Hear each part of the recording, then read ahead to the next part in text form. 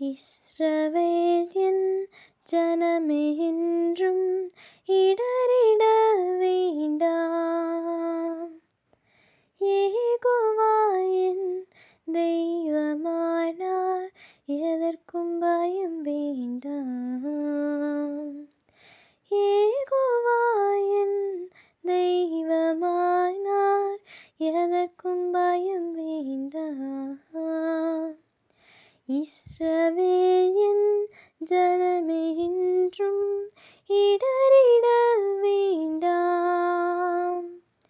யெகோவா என் தெய்வமானார், எதற்கும் பயம் வேண்டாம். யெகோவா என் தெய்வமானார், எதற்கும் பயம் வேண்டாம். ஓங்கும் புயமும் பலத்த கரமும் உன் பக்கமே உண்டு. ஓங்கும் புயமும் பலத்த கரமும் உன் பக்கமே உண்டு. தாங்கும் கிருபை தயவும் இரக்கம் தாராளமாயுண்டு. தாங்கும் கிருபை தயவும் இரக்கம் தாராளமாயுண்டு. இஸ்ரவேலின் ஜனமே என்றும் இடறிட வேண்டாம். யெகோவா என் தெய்வமானார், எதற்கும் பயம் வேண்டாம். யெகோவா என் தெய்வமானார், எதற்கும் பயம் வேண்டாம். இந்த நாளின் போஷாக்கு எரேமியா தீர்க்கதரிசியின் புத்தகம் 32ஆம் அதிகாரம் 21, 22 வசனங்களில் பார்த்தீங்கன்னா, இஸ்ரவேலராகிய உமது ஜனத்தை அடையாளங்களினாலும் அற்புதங்களினாலும் பலத்த கையினாலும் ஓங்கிய புயத்தினாலும் மகா பயங்கரத்தினாலும் எகிப்து தேசத்திலிருந்து புறப்பட பண்ணினீர். அவர்களுடைய பிதாக்களுக்கு நீர் கொடுப்பேன் என்று ஆணையிட்ட பாலும் தேனும் ஓடிய தேசமாக இருக்கிற இந்த தேசத்தை அவர்களுக்கு கொடுத்தீர். பார்த்தீங்களா, எவ்வளோ ஒரு அற்புதமான ஆண்டவர் பாருங்க. இஸ்ரவேலராகிய உமது ஜனத்தை அடையாளங்களினாலும் அற்புதங்களினாலும் பலத்த கையினாலும் ஓங்கிய புயத்தினாலும் மகா பயங்கரத்தினாலும் எகிப்து தேசத்திலிருந்து புறப்பட பண்ணினவர். இஸ்ரவேலாகிய உமது ஜனத்தை அடையாளம் காட்டினார். தண்ணியை ரத்தமாக்குனார்.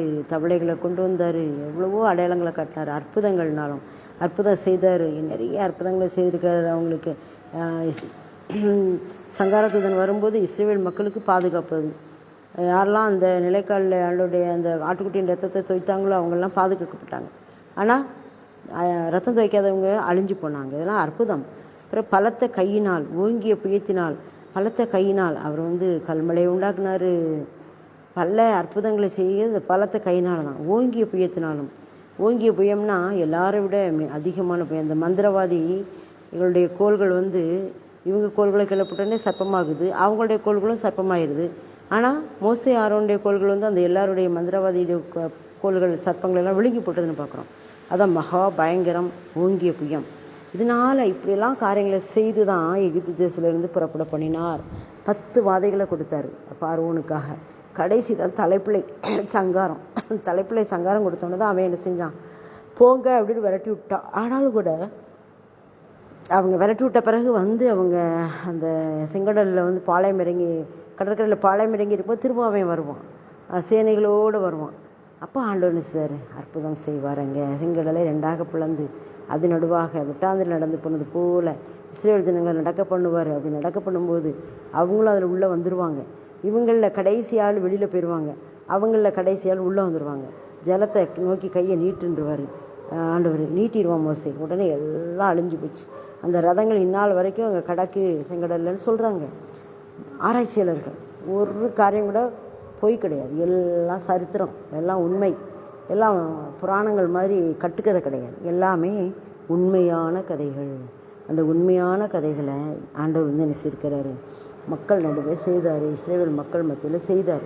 அதான் அவங்கள அப்படி செய்துட்டு நீர் புறப்பட பண்ணி அவர் விட்டுறலை. அவருடைய பிதாக்களுக்கு நீர் கொடுப்பேன் என்று ஆணையிட்ட பாலும் தேனும் ஓடிய தேசமாக இருக்கிற இந்த தேசத்தை அவருக்கு கொடுத்தீர். சரிங்களா, அந்த தேசத்துக்கு கொண்டு வந்து அவங்கள சேர்த்தாரு. பாலும் தேனும் ஓடிய கானான் தேசத்தில் கொண்டு வந்து அவங்கள பிதாக்களை சேர்க்கலை. பிதாக்களுக்கு கொடுப்பேன்னு ஆணையிட்டார். ஆனால் அவங்க வரலை. ஏன் அப்படின்னா அவங்க இடையில அழிஞ்சு போனாங்க. அவங்களுடைய முறுமுறுப்புனால, கீழ்ப்படியாமையினால், மீறுதல்கள்னால அவங்க அழிஞ்சு போயிருந்தாங்க. ஆனால் அவங்களுடைய பிள்ளைகள் அந்த கானான் தேசத்தை என்ன செய்கிறாங்க, பார்க்குறாங்கன்னு நம்ம பார்க்குறோம்ல. நம்ம பழைய ஏற்பாடுகளில் வாசிக்கும்போது ஆண்டவர் அற்புதமாக அந்த காரியங்களை சொல்லுவார், நடத்துவார். அதே மாதிரி புதிய ஏற்பாட்டில் அப்போஸ்தலரில் இருக்குது. அந்த அவங்க கடந்து வந்ததெல்லாம் சொல்லுறதை பார்க்கும்போது ஆதியிலேருந்து உள்ள எல்லா காரியங்களும் இருக்குது. ஒன்று கூட பொய் கிடையாது. எல்லாமே உண்மையான சரித்திர வரலாறு வாய்ந்த உண்மையான ஆராய்ச்சியாளர்களால் அங்கீகரிக்கப்பட்ட காரியங்கள். அந்த அளவுக்கு ஆண்டவர் நடத்தினார். அவர்களுடைய பிதாக்களுக்கு நீர் கொடுப்பேன் என்று ஆணையிட்ட பாலும் தேனும் ஓடிய தேசமாயிருக்கிற இந்த தேசத்தை அவர்களுக்கு கொடுத்தீர். பாலும் தேனும் ஓடுகிறார் இந்த தேசத்தை நீங்கள் அவங்களுக்கு கொடுத்தீங்களே. நீங்கள் எவ்வளோ பெரிய தேவனப்பா. நீர் வாக்கு கொடுத்தீங்க, அதை நிறைவேற்றினீங்க. நீர் வாக்கு மாறாதவர். வாக்கு பண்ணினவர் மாறிடார், வாக்கு தத்தம் நிறைவேற்றுவார். நீர் வாக்கு பண்ணவர் மாறவே மாட்டீங்க. ஆனால் நாங்களோ எங்களுடைய கீழ்ப்படியாமையினாலும் எங்களுடைய மீறுதல்னாலும் அந்த வாக்கு தத்தங்களை பெற்றுக்கொள்ள முடியாமல் இருக்கிறோம்ப்பா. எங்களை தகுதிப்படுத்தணும். நாங்கள் ஆண்டவரே தகுதியாகி அதை சுதந்திரித்து கொள்ளும்படியாக எங்களை நீர் கூட்டி சேர்த்து அரவணைத்து ஆண்டவரே நீர் அதிசயங்களை செய்கிற தேவன் எங்களுக்கு என்று சொல்லி விளங்க பண்ணினீரப்பா. நன்றியோடு துதிக்கிறோம். ஆமென். வாக்கு பண்ணினவர் மாறிடார், வாக்கு தத்தம் நிறைவேற்றுவார். வாக்கு பண்ணினவர் மாறிடார், வாக்கு தத்தம் நிறைவேற்றுவார். சோர்ந்து போகாதே, சோர்ந்து போகாதே. உன்னை அழைத்தவர் உண்மையுள்ளவர், உன்னை அழைத்தவர் உண்மையுள்ளவர். நமக்கு கர்த்தர் ஒரு வாக்கு கொடுத்தாருன்னா நான் மாறிடுவான், அவர் மாறாமல் அந்த வாக்குத்தை நிறைவேற்றுவார். என்னை கூட ப்ரொமோஷனுக்காக 1980 வாக்கு தந்தார். 2017 தான் நிறைவேற்றினார். தாமதமாகி வந்தாலும் ஆசீர்வாதமாக இருக்கும். நம்ம ஒரு காரியம் தாமதமாகுதுன்னு நினைக்கலாம், அது நம்ம நினைக்கிறதுக்கும் எழுதுறதுக்கும் மேலே ஆசீர்வாதமாக மாற்றி அதை நமக்கு கையில் தர்றதுக்கு தான் அவர் என்ன செய்வார், அந்த மாதிரி செய்வார். இந்த மாதிரி கூட வாக்குத்தத்தம் என்னென்னா, விரும்பினது வரும்போது ஜீவ விருட்சம் போல் இருக்கும். அதுக்கு முந்தின பாகம் நெடுங்காலமாய் காத்திருத்தல் இருக்கிறது இருதயத்தை இழைக்க பண்ணும். நம்ம ரொம்ப நாள் ஒரு காரியத்துக்காக காத்திருப்போம், அப்படியே இழைப்பாக இருக்கும் நமக்கு. ஐயோ நடக்கலையே நடக்கலையே. ஆனால் ஆண்டவர் தரும்போது ஆசீர்வாதத்தோடு சந்தோஷத்தோடு